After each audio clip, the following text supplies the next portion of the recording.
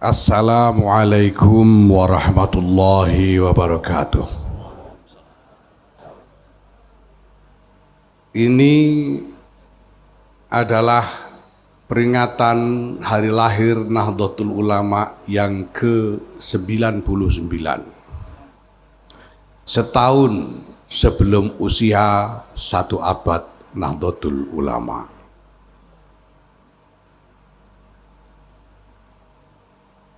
Syekhona Kiai Muhammad Khalil bin Abdul Latif Al-Bangkalani wafat setahun sebelum lahirnya Nahdlatul Ulama, dan sebelum wafat beliau mewariskan isyarah-isyarah yang berisi izin. Dan izin itu di dalam wawasan kita, terutama di pesantren, ini berarti juga bimakna amar. Seperti kalau dalam ayat dinyatakan da'iyan ilallah biiznih ay bi amri.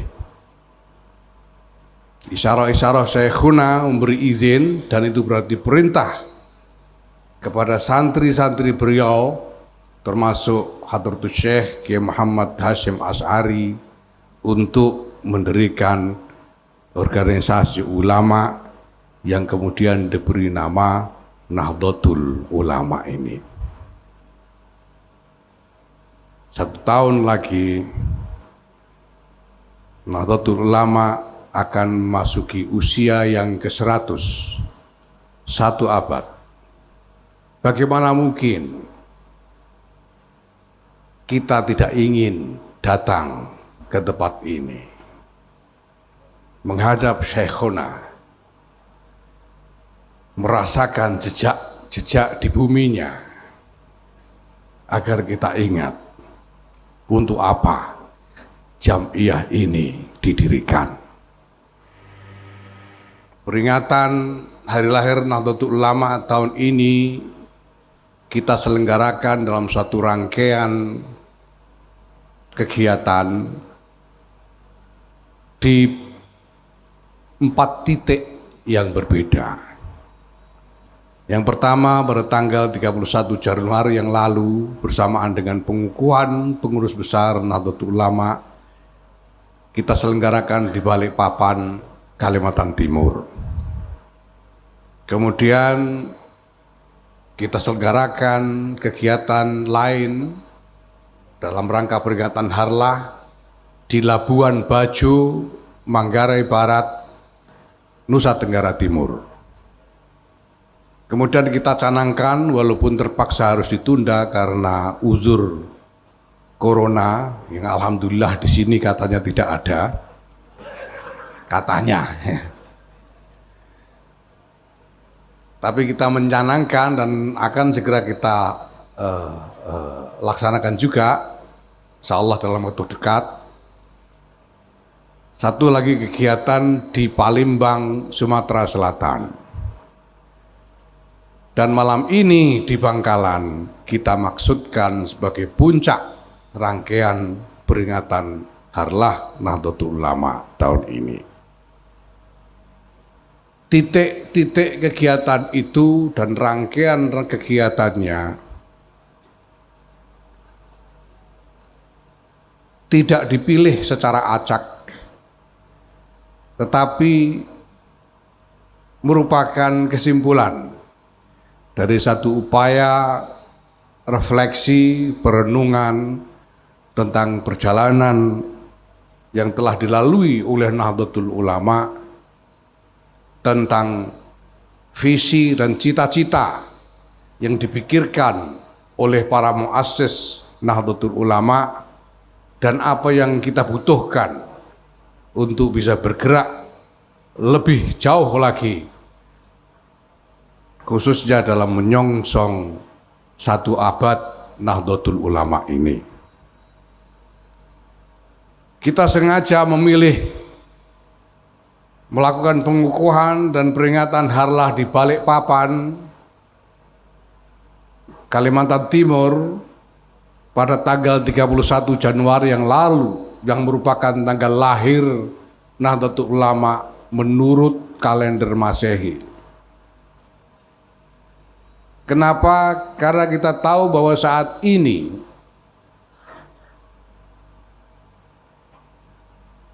negara yang diwakili oleh pemerintah Republik Indonesia telah membuat satu inisiatif yang ikonik tentang arah atau yang melambangkan arah masa depan. Dan inisiatif ini telah menjadi konsensus politik, diterima sebagai konsensus politik bahwa kita akan punya ibu kota negara yang baru dan sudah dipilih nama untuknya, yaitu Kota Nusantara. Dulu kita sering mendengar Nusantara itu singkatan NU, santri, dan tentara. Nah, tapi mohon maaf karena perkembangan sejarah, maka kita buat satu penyesuaian. Kita katakan bahwa Nusantara itu adalah NU santri, pemerintah rakyat.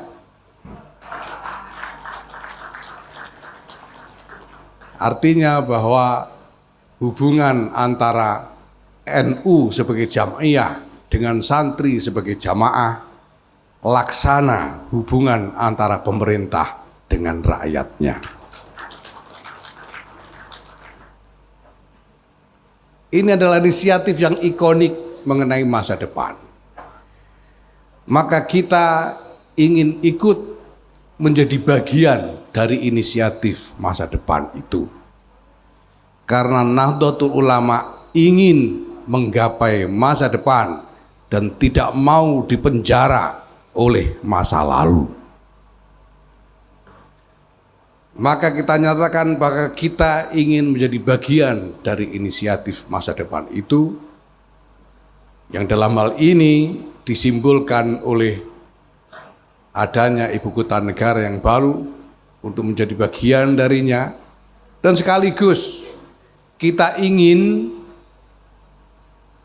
mengusulkan, meminta kepada pemerintah dalam hal ini untuk berpikir tentang ibu kota negara yang baru ini bukan hanya tentang desain fisiknya saja, rancangan fisiknya saja, tapi kami ingin mengajak pemerintah untuk juga memikirkan desain sosialnya, rancangan sosialnya.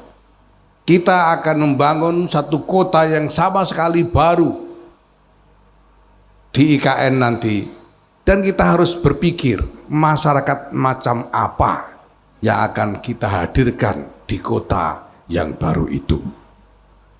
Di dalam membangun desain sosial inilah Nahdlatul Ulama ingin ikut serta. Selanjutnya kita pilih Labuan Bajo, Manggarai Barat, Nusa Tenggara Timur sebagai tempat berkegiatan, karena Nusa Tenggara Timur itu adalah wilayah provinsi yang dianggap paling mencerminkan tradisi maritim Nusantara. Provinsi maritim di Nusantara adalah Nusa Tenggara Timur. Dan kita tahu bahwa secara keseluruhan karakter peradaban Nusantara ini adalah karakter maritim. Kita semua ini adalah orang-orang maritim. Karena nenek moyang kita adalah orang pelaut yang suka mengarung luas samudra, menerjang ombak tiada takut, menembus badai sudah biasa. Kita akan menempuh masa depan yang penuh ketidakpastian, dan penuh dengan badai sejarah yang mungkin akan menjelang. Tapi kita adalah keturunan-keturunan orang pelaut. Kita tidak takut karena menerjang badai sudah biasa. Kita pilih Palembang, Sumatera Selatan, karena kita butuh untuk memahami referensi sejarah masa lalu sebagai kebutuhan untuk melihat masa depan.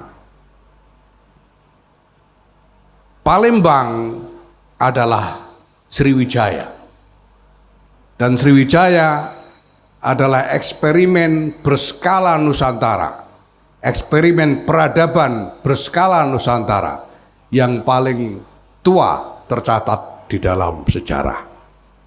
Kita ingin menghayati kembali bagaimana inisiatif peradaban berskala Nusantara ini dulu pernah dihadirkan oleh para pendahulu kita, agar kita menangkap semangat dan visinya tentang masa depan yang jauh bagi peradaban kita bersama ini. Dan akhirnya kita pilih Bangkalan untuk menghadap kembali kepada Syekhona Muhammad Khalil. Tadi memang dikatakan bahwa Syekhona ini bukan hanya sekedar tempat untuk tabarruk, tapi juga beliau memiliki karya-karya yang menjadi referensi intelektual yang sangat berharga. Tetapi saya harus katakan terus terang saja, kami datang ke sini menggelar peringatan harlah di sini, terutama maksudnya memang tabarruk, ngalap barokah kepada Syekhona, dan mengingat apa pesan-pesan Syekhona untuk Nahdlatul Ulama ini. Di antara pesan yang paling substansial dan paling punya makna berskala peradaban dari isyarah-isyarah Syekhona kepada Hadratus Syekh Kiai Muhammad Hasyim Asy'ari adalah satu ayat, saya lupa itu surat apa, ayat berapa, karena biasanya NU ini tidak ngapalkan angkanya. Tapi saya ingat bahwa ayat itu berbunyi, yuriduna liyutfi'u nurallahi biafwahihim wallahu mutimmu nurih walau karihal kafirun. Orang-orang ingin mematikan cahaya Allah, tapi Allah senantiasa menyempurnakan cahayanya, walaupun mereka yang ingkar tidak suka. Dan kalau kita melakukan refleksi terhadap konteks sejarah lahirnya Nahdlatul Ulama, ini menjadi sangat relevan sekali. Karena Nahdlatul Ulama lahir ketika kekuatan-kekuatan besar dunia sedang bergelut, sedang mengerahkan kekuatan-kekuatan mereka untuk mematikan nurullah. Tapi Syekhona berpesan kepada santri-santrinya, kepada para ulama yang menjadi bagian dari simpul sanad yang ada pada diri Syekhona, bahwa kita semua tidak boleh berkecil hati, karena Allah senantiasa akan menyempurnakan cahayanya. Maka dengan kata lain, Bapak Ibu sekalian, Nahdlatul Ulama ini lahir dengan harapan semoga menjadi wasilah itmam nurillah, wasilah untuk menyempurnakan nurullah, walaupun mereka yang ingkar tidak suka. Maka Bapak Ibu sekalian, kalau kita memang yakin bahwa mandat kita adalah mandat itmam nurillah, bahwa harapan yang dibebankan ke pundak kita adalah harapan itmam nurillah, maka tentunya kita harus kembali kepada mathal dari nurullah itu sendiri. Tadi saya sengaja mengorder request ayat kepada qori yang baca tilawah tadi, surat An-Nur ayat 35, karena di situ ada mathal tentang nurullah. Mathalu nurihi kamishkatin fiha misbah. Saya sangat menyukai ayat ini, terutama ketika saya berpikir tentang Nahdlatul Ulama. Apa yang saya sampaikan ini bukan tafsir. Apa yang saya sampaikan ini nanti sekedar cara saya membangun satu nalar tentang kedudukan Nahdlatul Ulama di tengah-tengah gejolak sejarah dan peradaban umat manusia. Mathalun nurihi kamishkatin fiha misbah. Miskat itu ceruk yang tidak tembus, seperti jendela tapi tidak tembus, yang memang fungsinya adalah tempat untuk meletakkan pelita. Sedangkan misbah itu diletakkan di dalamnya. Saya ingin membangun satu nalar bahwa miskat itu adalah jamaah Nahdlatul Ulama, sedangkan misbahnya adalah jam'iyah Nahdlatul Ulama. Jamaah ini adalah ceruk untuk menempatkan misbah, pelita.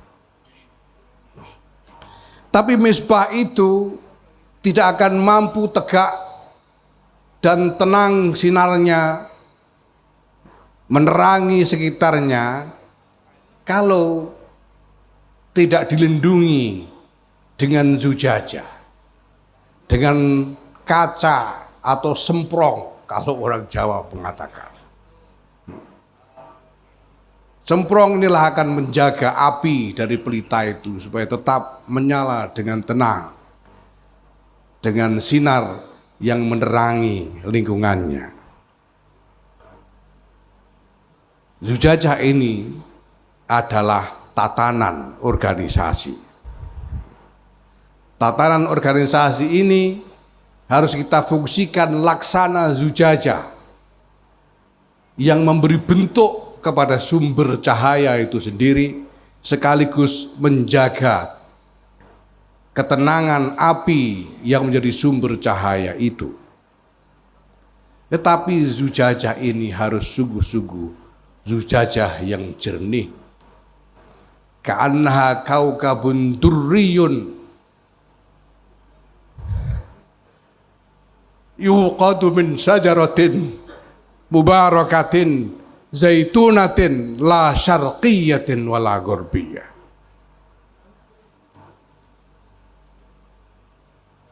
Di dalam kitab-kitab tafsir kita menemukan banyak pandangan para ulama mengenai apa yang dimaksud la syarqiyatin wala ghurbiyah. Saya tidak ingin ikut-ikutan membuat tafsir tentang ini. Saya hanya berpikir bahwa selama suatu titik disebut syarqiyah, pasti dia juga ghurbiyah. Dimanapun satu titik disebut ghurbiyah, pasti dia juga syarqiyah. Bangkalan ini adalah syarqiyah dalam perspektif Surabaya, tapi ghurbiyah dalam perspektif Mataram, Nusa Tenggara Barat. Nusa Tenggara Barat itu ghurbiyah dalam perspektif Nusa Tenggara Timur, tapi jelas syarqiyah dalam perspektif Madura. Maka la syarqiyatin wala ghorbiyatin seharusnya berarti universal yang meliputi seluruhnya, sehingga tidak bisa lagi ditunjuk mana yang syarqiyah, mana yang ghorbiah. Ini relevan karena misbah senantiasa dimaksudkan untuk menyinari seluruh ruangan. Misbah tidak dimaksud untuk menyinari satu sudut saja, tapi seluruh ruangan, seluruhnya tanpa kecuali. Maka Nahdlatul Ulama Jam'iyah ini harus sungguh-sungguh bisa berfungsi membawakan maslahat bagi semua tanpa kecuali, tanpa peduli perbedaan latar belakang apapun.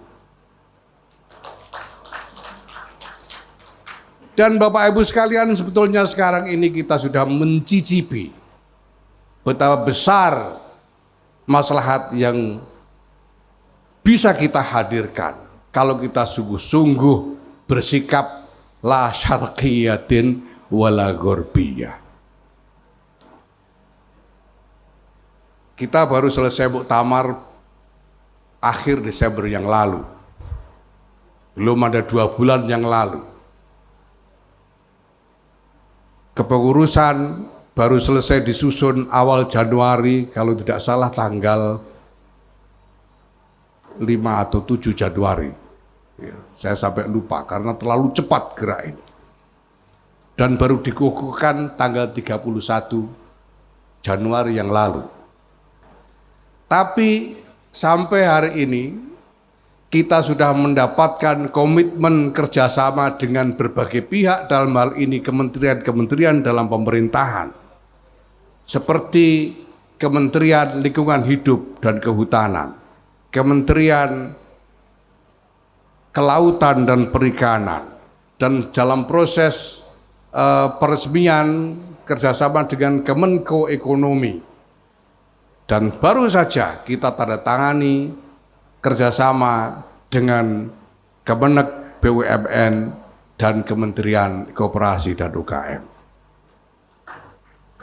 Dari yang sudah kita sepakati itu, kita antara lain akan menerima program permajaan sawit rakyat yang potensial akan melibatkan sekurang-kurangnya 130 cabang di seluruh Indonesia. Kita juga menerima kerjasama program untuk membangun kampung nelayan, mengembangkan kampung nelayan di 90 titik di seluruh Indonesia. Dan baru saja kita tanda tangani kerjasama dengan 2 kementerian yang insya Allah nanti akan kita bangun 250 BUMNU, Badan Usaha Milik NU, dan akan kita didik sekurang-kurangnya 10.000 wirasantri. Saya mendapatkan laporan dari teman-teman yang telah bekerja keras selama kira-kira 3 minggu belakangan ini untuk menggalang kerjasama. Di sini ada Ibu Alisa Wahid, ada Pak Nasirul Falah, ada Pak Amin Said Husni, ada Pak Arif Marbun, ada enggak ini? Ada Pak Umar Syah dan lain-lain, Pak Arif Marbun, dan lain-lain teman-teman semuanya. Hanya dalam 3 minggu telah menghasilkan semua ini, dan saya mendapatkan laporan bahwa untuk setiap kerjasama itu sebetulnya kita ditantang. Jadi ketika kita mendapatkan kerjasama dari Kementerian Lingkungan Hidup dan Kemenko Ekonomi, kita ditantang, mau berani berapa? Berani ngambil program berapa hektar? Konon total luas hutan sawit rakyat di seluruh Indonesia itu ada sekitar 4 juta hektar. Dan kita ditantang mau ambil berapa juta. terserah kita. Karena ini baru permulaan, kita ambil ya kira-kira 1 juta hektar saja. Begitu juga untuk kampung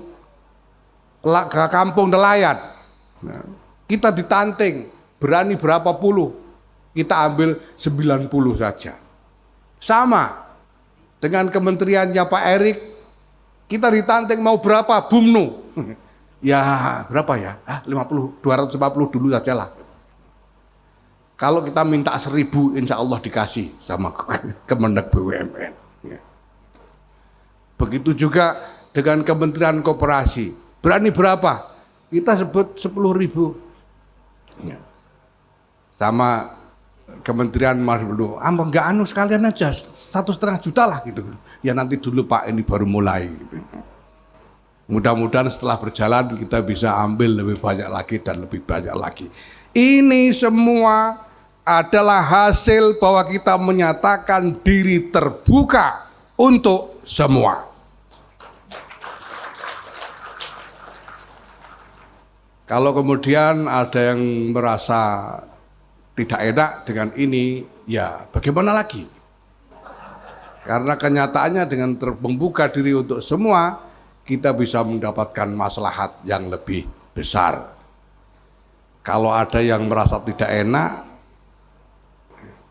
saya ini tidak bisa berpantun seperti Kiai Zawawi Imron atau pembawa acara tadi. Saya satu-satunya pantun yang saya tahu itu ijazah dari Kadir Sri Mulat. Sor mejo no ulane, jok gelo wis ngono carane.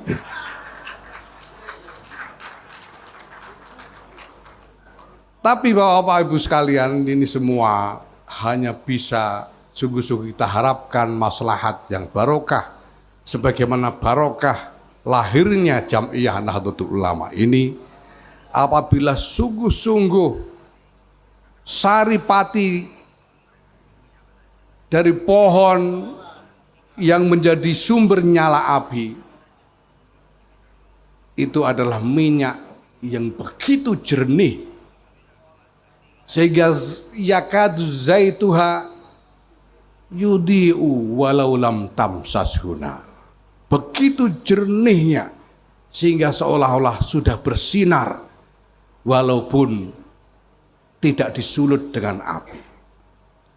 Begitu jernihnya sehingga nggak dapat sumbangan pun itu sudah bisa membawa manfaat yang besar, apalagi dapat sumbangan. Ini adalah saya kira modal utama untuk kita semua. Para masyayikh al-muassisun yang mendirikan Jam'iyah ini, pada waktu itu beliau-beliau itu adalah bagian dari bangsa inlander jajahan. Beliau-beliau itu adalah bagian dari bangsa yang diperbudak oleh bangsa lain. Diperbudak sebagai inlander yang pangkat martabatnya sama dengan anjing. Sebagaimana tertulis di kantor-kantor gubernemen pada waktu itu, inlander dan anjing dilarang masuk. Tetapi karena di dalam dada para masyayikh itu ada zaitun yang yakadu yudi'u walau lam tamsashunar. Beliau-beliau berani berpikir tentang peradaban masa depan. Hari ini kita punya ketua, salah seorang ketua, Ibu Khofifah Indar Parawansa, Ibu Ali Sawahid. Kita punya sekjen Saifullah Yusuf. Kita punya bendahara Haji Mardani Maming. Kita punya banser Erick Thohir. Kita punya wakil presiden Kiai Ma'ruf Amin. Kalau kita tidak berani memancangkan cita-cita tentang masa depan peradaban umat manusia, kita adalah kata-kata yang kerdil. Kita dilahirkan dari rahim para pemenang. Rahim mereka yang memenangkan martabat bangsanya. Rahim mereka yang mendidik keseluruhan anak bangsa ini menjadi pendekar-pendekar peradaban. Kita harus berani mencurahkan segala yang kita miliki dengan penuh ikhlas untuk memperjuangkan peradaban yang lebih mulia di masa depan. Bukan hanya untuk diri kita sendiri saja, bukan hanya untuk Nahdlatul Ulama saja, bukan hanya untuk Indonesia saja, bahkan bukan hanya untuk umat Islam saja, tapi untuk seluruh umat manusia. Wallahu yuwaffiquna fima yuhibbu wa yardah. Wassalamualaikum warahmatullahi wabarakatuh.